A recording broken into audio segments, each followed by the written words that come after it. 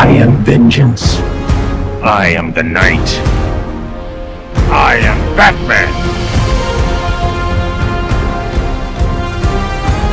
How bad does a game sequel's narrative have to be to push for an increase of 50% in player count for a game that is nearly 10 years old by now? After 1 week becoming less popular and actually pushing for that older game to get more players than a fresh AAA game release. An older game that, mind you, was considered to be the worst of one of the most well-beloved game trilogies ever. Not because it was bad, but because the previous ones were so magnificent in comparison. People flocked to Batman Arkham Knight when they got a taste of that sweet, sweet taste of a dog shit that was Suicide Squad Kill the Justice League. A game that, when seen and played, you wonder, is this made by the same company? This feels like the result of Gen Z writers just storming in through Rocksteady's HQ and say, hey guys, we should like ruin some childhoods, you know? For real, no cap. Gosh, I already sound so old.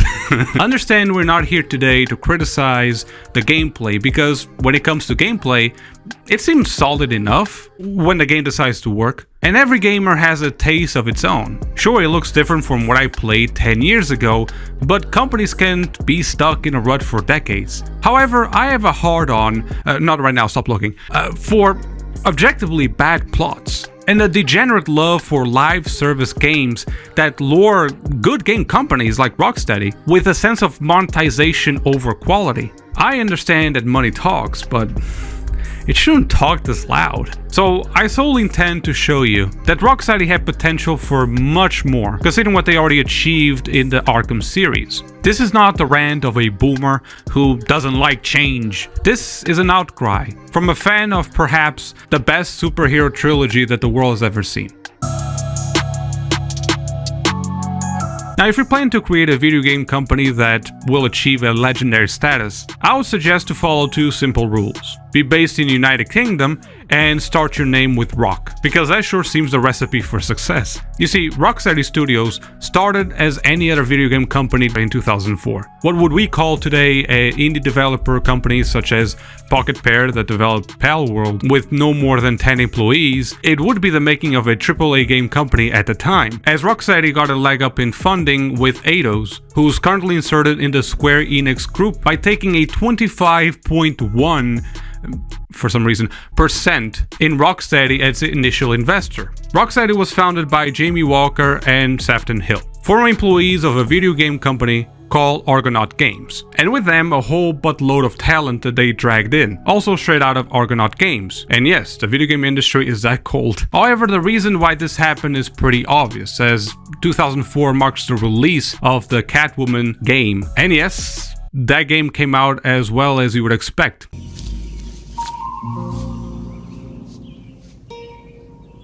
What the fuck is this piece of shit? Now, even though the Arkhamverse of Batman wasn't their first approach in video game development, they only needed one game to serve as a wet run. This game being Urban Chaos Riot Response in 2006. Striking reviews of 7.5 as an average across multiple platforms, it was actually impressive that this police tactical shooter kind of game did this level of success with a company that would later have absolutely no interest in any FPS experience. But looking back at its gameplay, I wish they rather did a sequel to Urban Chaos rather than Suicide Squad. It was in 2009 where Rocksteady actually presented its first gem to the public, Batman Arkham Asylum. After Eidos acquired a Batman license for a game, many were terrified at the idea of a beloved DC superhero such as Batman being at the mercy of this newcomer company that only developed a somewhat decent first-person shooter. And these concerns were justified, as comic and movie adaptations usually ended up less than ideal in game, shall we say? I mean, they still do. Besides, this was right after EA fumbled a game license for an adaptation of Christopher Nolan's Batman Dark Knight trilogy. If EA had reservations for a Batman game, how could a tinier company of 40 employees at the time pull it off? Well, Rocksteady Rocksteady didn't take it for granted. So you can have a little notion about how committed Rocksteady was to this game. They went as far as dooming one of the staff designers to dedicate 2 years of his life to simply develop the goddamn cape for Batman. 2 full years! Imagine having a college degree in digital arts, you disappoint your parents but you make it through, and all you do is design a single piece of cloth.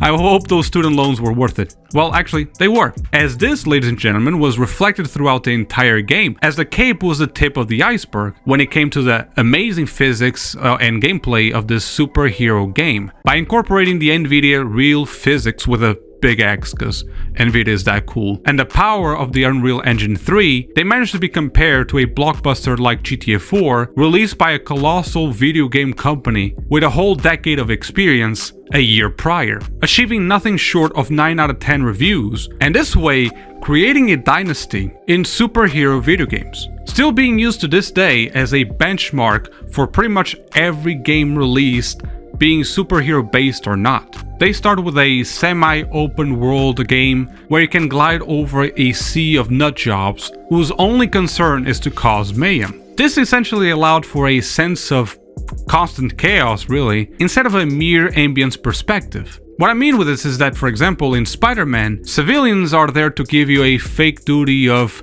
protection somewhat, like interactions are pretty much minimal. They serve there to justify the presence of Spider-Man. But inside of an asylum for criminal minds, well, that's just green light to kick any ass you want. This sense of freedom was kind of unique at the time, where it made you feel both a protective figure, but also a lunatic who has free range to knock out anyone you want. And so Batman Arkham Asylum was praised for its dynamic set, somewhat dramatic plotline, scary environment at times, and a great representation of Batman and its code of ethics. It also helped that the game did an amazing job at respecting Batman lore by including a bunch of references seen in comics. For instance, when you fail in a boss fight against Bane, one of the game over sequences shows Bane breaking Batman's back, which is a direct reference to the Nightfall's arc seen in the 1990s book series. The voice work was also something that set this game to the path of a legendary status by choosing Mark Hamill for the role of Joker. And Kevin Conroy, rest in peace you magnificent man, for the role of Batman. You're not safe here. No one is. Which both also played the voices for the legendary animated series of Batman in 1992. To many, still considered a canonical 2 voices of these 2 amazing characters. The combat system also received amazing acclaim for its free-flow type of combat. Even though beat-em-up type games were nothing new at this time, Batman was one of the first who included such an amazing set of combos without overcomplicating controls. In fact, the range of motion is pretty straightforward, with your typical strike, dodge, counter, and stun movements. But with an emphasis on making the fight typically cinematic, it gave a great sense of what it would feel to play a Hollywood movie, where everything goes perfect if you focus hard enough, without ever making it a try-hard experience. And even though the developers at first were actually a bit confused about what this game would actually be like, as Arkham Asylum was initially designed to be a 2D rhythm type of game. So yeah, picture Guitar Hero, that was going to be Batman. They always had plans to develop a trilogy to fortify their position as superhero game developers by leaving a bunch of Easter eggs that would always imply a follow-up. And listen, nothing is perfect, but what they achieve next is almost near impossible to replicate and expect from a company with 40 employees.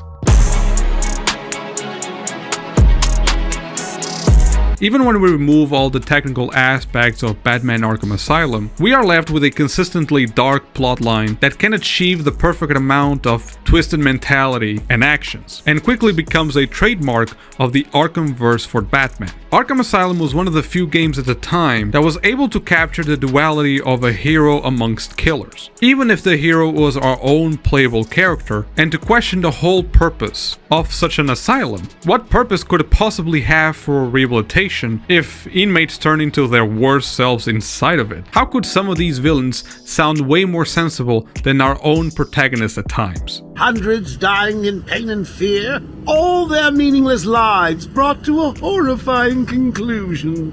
All thanks to you and a book of matches. You see, Arkham Asylum didn't rely on lazy writing tropes such as, look at us, the underdogs, who can defeat evil if we try hard enough. No, there was more to it. There was substance in the writing. Batman's almighty code of ethics was questioned from the very beginning. To defend an institution that makes the criminally insane even more insane, Batman fought to erase future parent killers, yet he fought in a place that created them. And this is where the genius writing of the Batman Arkhamverse starts kicking in. The folks at Rocksteady created a plotline around character development, sprinkled a little bit with emotional attachment, I suppose, to create an arc of a hero that doesn't have it all figured out. Reroute all Wayne Tech satellites to boost the signal.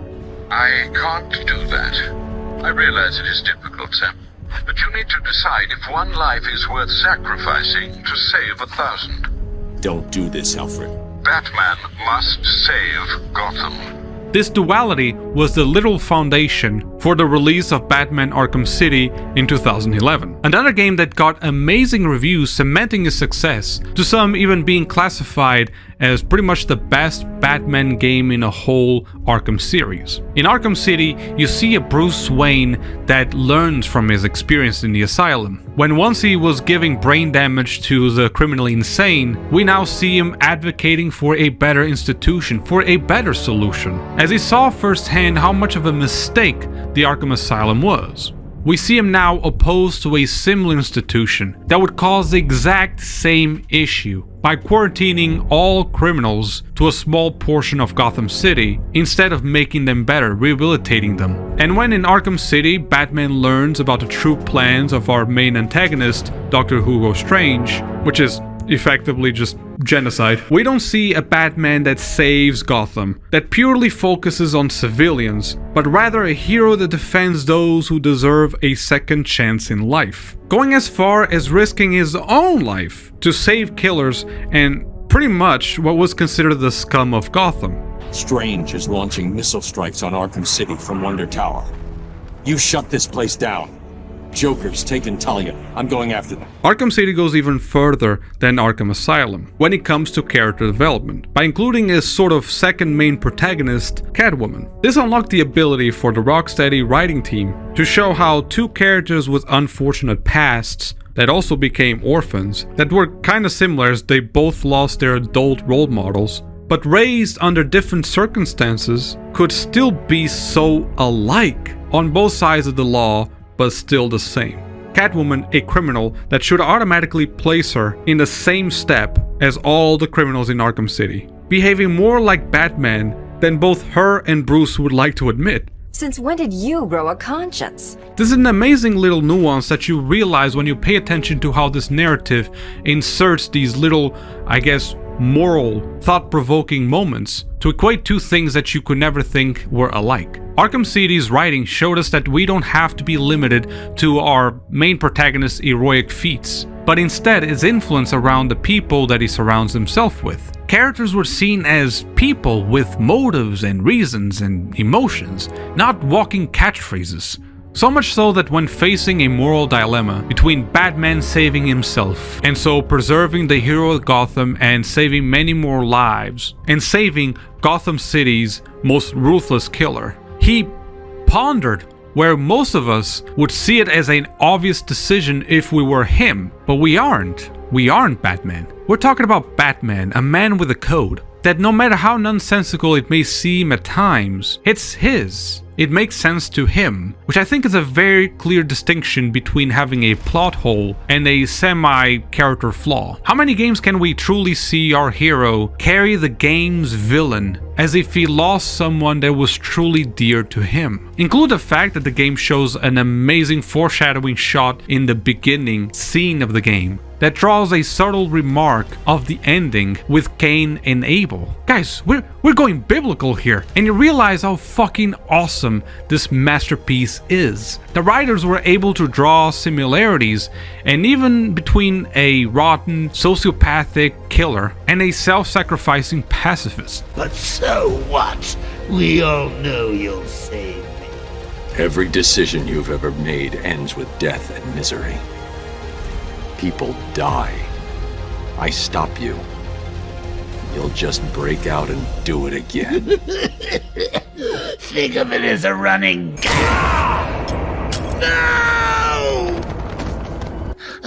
Are you happy now? Do you want to know something funny? Even after everything you've done, I would have saved you.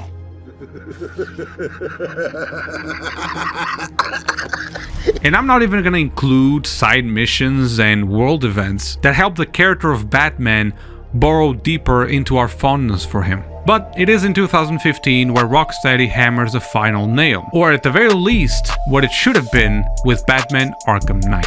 Now, I know many people seem to have some complaints regarding this game. Sure, the introduction of the Batmobile was pretty cool. In fact, so cool that it was even inserted into the 2016 Rebirth series of Batman in issue 39. It's usually the opposite. Comic books influence games, games don't influence comic books. That's how influential this Arkham series set by Rocksteady was. But it did make some players get a little bit turned off by the excessive use of the Batmobile, especially when the Batmobile was used for tank stealth missions for some reason. I don't know. And the identity of the main antagonist being pretty much so obvious that it was solved way before the release of the game. It didn't take a deep knowledge about comics to know that Arkham Knight would be one of the Robins, as Jason Todd being the best candidate and truly the most obvious. It didn't help when Rocksteady advertised Arkham Knight as, quote, an original character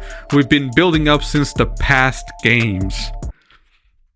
This, however, doesn't mean that the game was a flop, if we ignore the terrible launch for the PC port, but outside of technical issues, the game was once again highly praised by fans and critics alike. This Batman faced an even more familiar villain, a byproduct of one of his life's biggest regrets, where some could even blame Batman for. We see a Batman that, despite his brooding appearance, couldn't help and feel deep shame and guilt in not protecting those who were closest to him. You did this to me!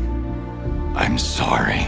You left me to rot in that abandoned wing of Arkham for over a year! With him! It's not too late.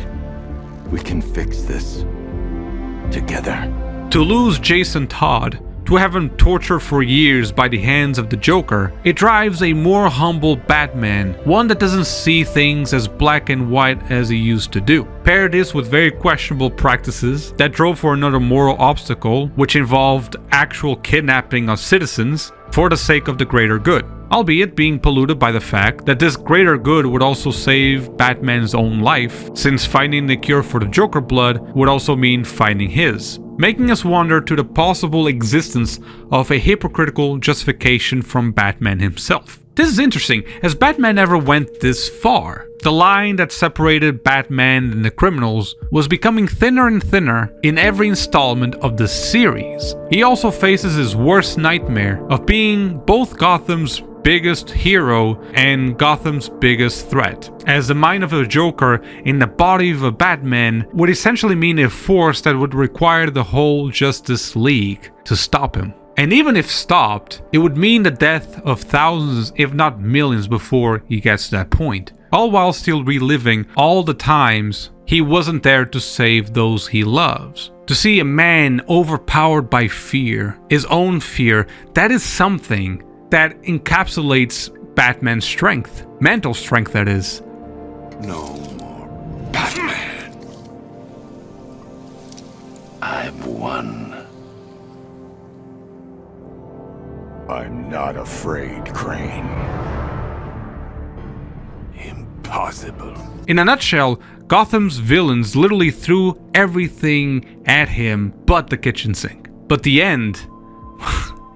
The end is what makes the Arkham Knight such a special game for me, and even perhaps the favorite in a series. You see, you have multiple ways to end a story, to steer towards redemption, salvation, sacrifice, progress, and somehow Arkham Knight achieved a little bit of all. So here's the part where you tell me off.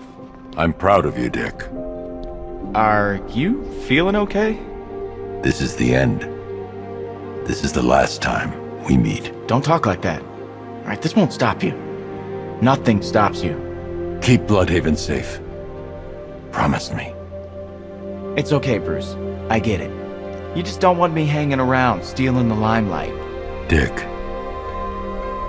I won't let you down.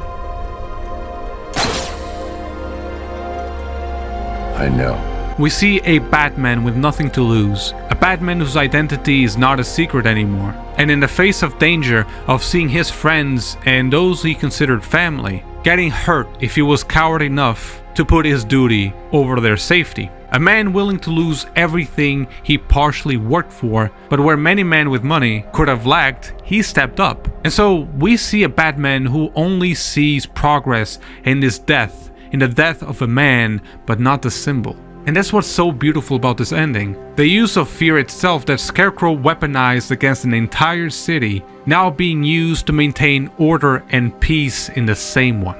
It's not an happy ending, but it's not sad either. There's a sense of hope. Hope that was built across 3 amazing games that, unfortunately, Rocksteady's next installment destroyed entirely.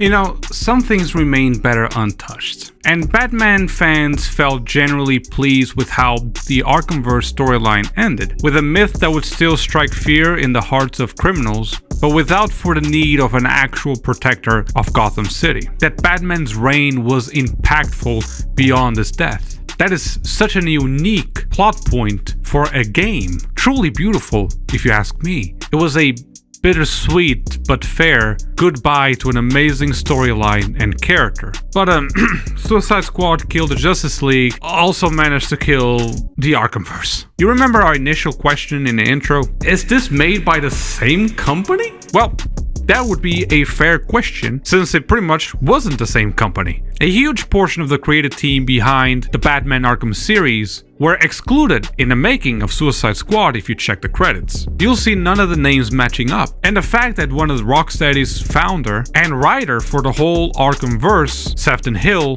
also left in 2022. You remember what they did with Arkham Games when they were intending to release Catwoman? They said, "I'm out," and they did it again, which is a terrible red flag if you ask me. And well, that red flag was confirmed. You quickly realize there was a discrepancy in the creative path that was set for the Arkhamverse. Fans were already concerned when this game was announced in the summer of 2020 as a live service looter shooter, similar to what we got in Destiny 2, minus all the unnecessarily thick titans. Regardless, the game did look nice, and it still does, with somewhat of a ridiculous but adequate humor, with brand new characters that seem to challenge the norm of what we consider to be heroes, at least. To use criminals as the last line of defense against an alien invasion set by a terrifying brainiac leaves a lot of creative options to be explored, and a legitimately cool narrative concept to actually subvert expectations. I'll even go as far to say that this would be an amazing opportunity for an actual Justice League game, made by one of the most respected companies when it comes to the development of superhero games. However, Rocksteady seems to have a kink for humiliation and decided to bin all decades worth of hard work into the trilogy. Firstly, it is revealed that Batman apparently pulled a Uno reverse card. Remember the Nightfall Protocol that involved torching every single piece of property that Bruce Wayne had, including his multi-million-dollar mansion, the Batcave, Batmobile, whatever, and the simulation of his death to protect those who knew him from danger of retaliation? Yeah, well, fuck all that, I guess. Batman returns as a full-time vigilante with an incredibly weird new outlook to working together for the greater good. Several years after faking his death, Bruce Wayne finally returned, drawn back to the light by the metahuman superheroes from Metropolis. They asked Batman to join the Justice League. He accepted. This is such a radical change of perspective. And listen, character arcs are important. I'm not saying that Batman could never learn to work as a unit with others. Overzealous protection of who he loves was the whole point of Arkham Knight. But when all this change is done off-screen, with massive plot holes, such as where is Bruce getting all the funding and all the toys, doesn't his reappearance mark a target in every single person that he ever knew? Where we literally see Tim Drake marry Barbara Gordon, that's not going to be a problem? It becomes incredibly idiotic and absolutely downplays amazing moments from the previous Arkham Knight game. Some things you can't do alone, Bruce.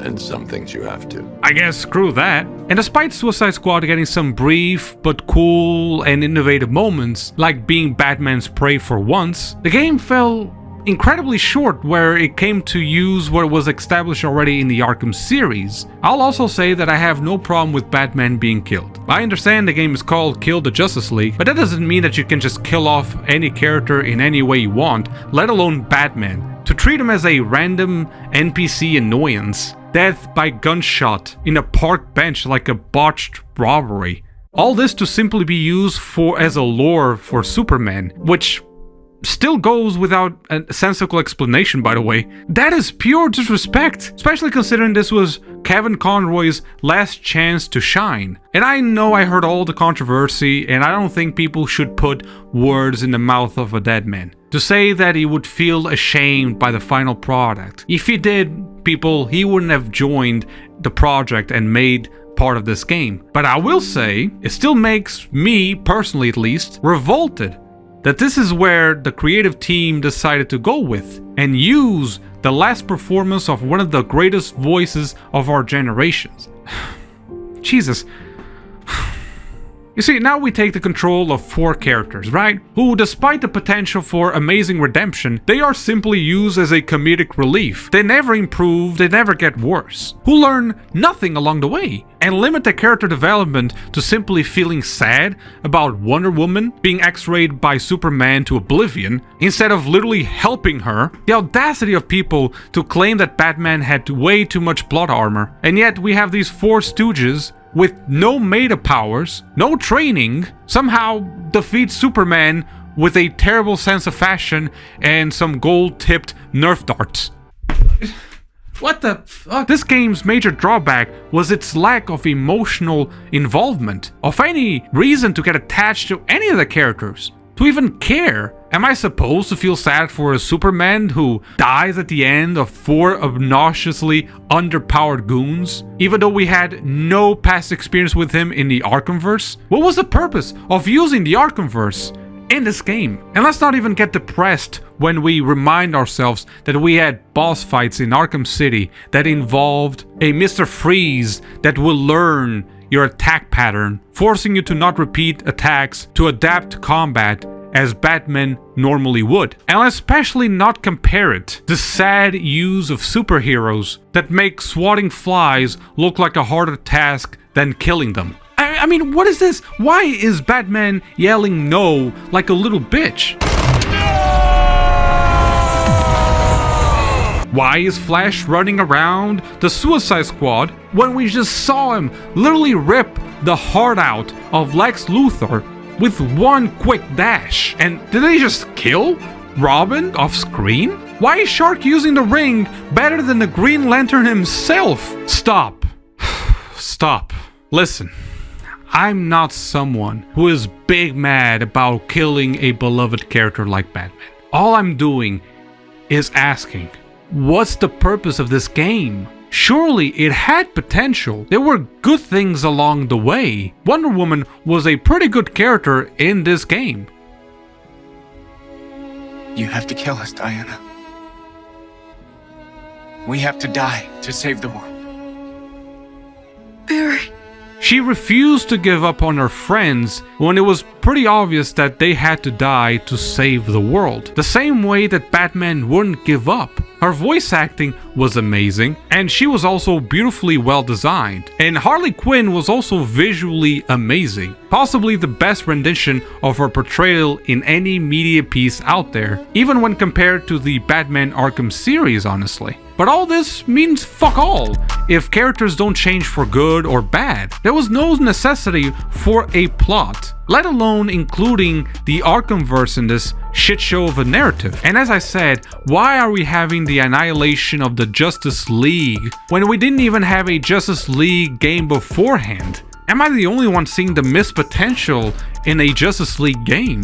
Is this to make money in the long term? Because it doesn't seem to be going that well, Rocksteady. You can't have this player count when your older games are doing better. You created a fan base around quality, and you can't just switch it back like your Ubisoft that shits out a mediocre quadruple A game, as they like to call it now. This isn't you. You achieved a status that many game companies fail to achieve even with a bigger workforce, a level that many would envy, yet here you are wasting it. And please, don't waste your potential, don't lose your talent for your sake and ours.